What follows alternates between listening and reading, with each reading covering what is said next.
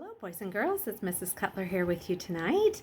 I am going to do Read Aloud with you. We are continuing with our Read Aloud called Among the Imposters, and we're on chapter 22 tonight. So here we go. Belonging to Jackal Boy's group made all the difference in the world. It began that night. Luke didn't have to creep back from the woods by himself, praying nobody noticed. He went with the others as part of the crowd. They strutted down the hall, not even trying to be quiet. "What if someone hears?" Luke ventured. "Who cares?" Jackal Boy replied. "Indoctrination's almost over. If there are any teachers around, they'll just think we left early to man our positions as hall monitors." They were in the brighter end of the hall now. Jackal Boy got a good look at Luke's face and he whistled. "Ooh, you really did get all bloody. Come on, I'll take you to the nurse." Jackal Boy led Luke to an unfamiliar office, one that he'd seen only once before when he was searching for windows. "My friend walked into the wall, coming out of indoctrination," Jackal Boy told the woman who answered the door. "Stupid, huh? Can you give him a bandage?" My, you boys. Well, you never look where you're going," the woman fussed. She was an old and wrinkled woman, like the pictures that Luke had seen of grandmothers. She puttered around getting antiseptic and gauze and tape, and then she dabbed Luke's cheek with a wet cloth. "This is an awfully rough abrasion. Which wall did you run into, dear?" Jackal Boy saved Luke from having to answer. Oh, he didn't get bloody from the wall," Jackal Boy explained. He kind of bounced off the wall and then fell down. Then he scraped his face on the carpet. Someone might have kicked him by mistake, too." Luke's mother would have listened to an excuse like that and then said, "Okay, now, what really happened?" But this woman only nodded and tis, a little. The antiseptic stung, and Luke had to bite his lip to keep from crying out. But the woman was quick, and his face was neatly bandaged before he knew it. "Write your name and the time down on the log on your way out," the woman said, "and be more careful next time, all right?" Jackal Boy even wrote Luke's name for him. Up in their room, Jackal Boy stretched and he yawned, and he proclaimed, "I don't feel like dealing with New Kid tonight. Let's just leave him alone, okay, guys? He's getting boring anyway." Luke thought some of the other roommates looked disappointed, but nobody complained. In the morning, Jackal Boy said, "You can have breakfast with us. We have our own table. Hall monitor privileges." "But I'm not a hall monitor," Luke said.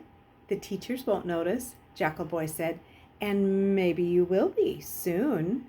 So Luke sat at a table with the other boys. For once, he didn't have to force himself to choke down his oatmeal. It practically tasted good. And for the first time, Luke got a good look around the dining hall without feeling like he had to glance quickly. With clean white walls and a peaked ceiling, it really wasn't such a bad place. "Can I ask you some questions? Here, I mean," Luke said to Jackal Boy. "Well, as long as you're not acting like a real ex-nay," Jackal Boy said brusquely, as if he were truly swearing at Luke. But Luke caught the double meaning. It was a brilliant code.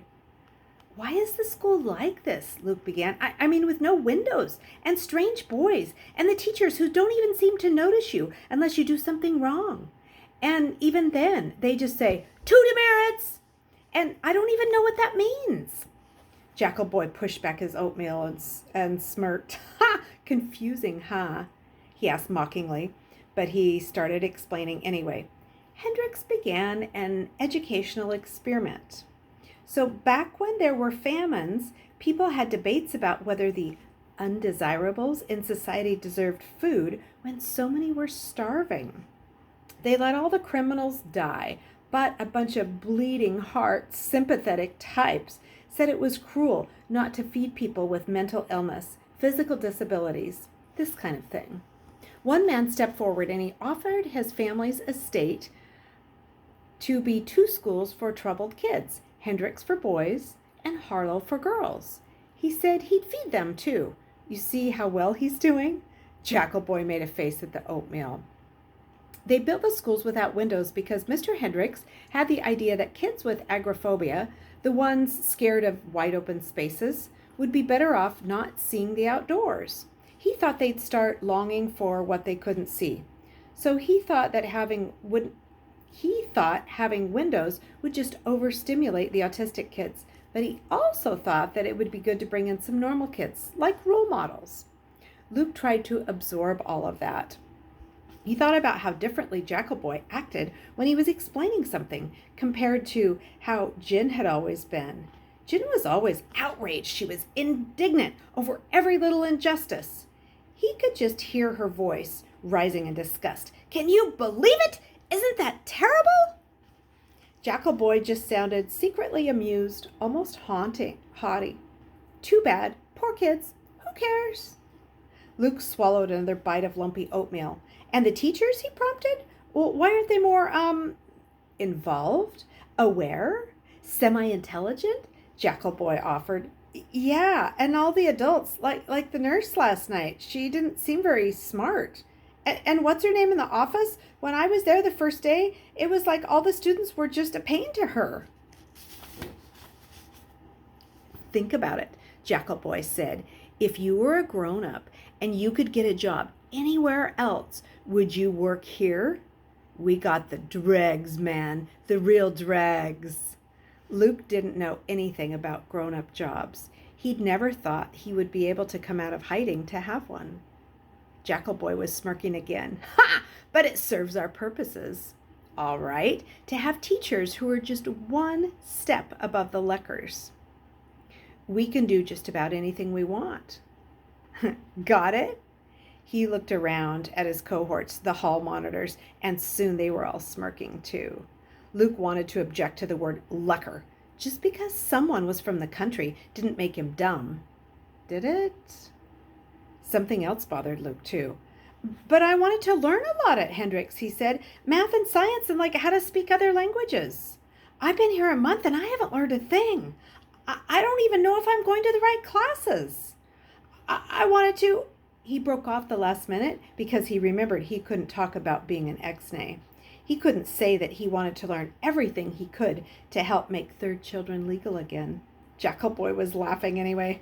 "Ha ha! Oh, right! We're all here to learn," he said, rolling his eyes. This made his friends laugh too. "Just stick close to me," Jackal Boy continued. "That's how you learn what you need to know. Forget the classes. And if you're worried about grades, don't you think I know how to fix that too? How do you think we all got on the honor roll?" Luke didn't know. He didn't even know what the honor roll was. But when the bell rang for the first class, he left the dining hall with Jackal Boy and his gang. He felt safe now, traveling in a pack. All the hall monitors he passed gave him knowing looks with secret nods that nobody else could have noticed. And when he hesitated between classrooms, Jackal Boy was quick to tell him where to go. Chapter 23. All right, we're going to stop there for the evening. I hope you enjoyed that. This is getting pretty interesting, and we are about 2/3 of the way through the book. I know we're working on fractions this week, and as you can see, 1/3 and about 2/3 of the book. So pretty exciting. Hopefully you had a great day, and I will see you tomorrow evening for Read Aloud. Bye, guys.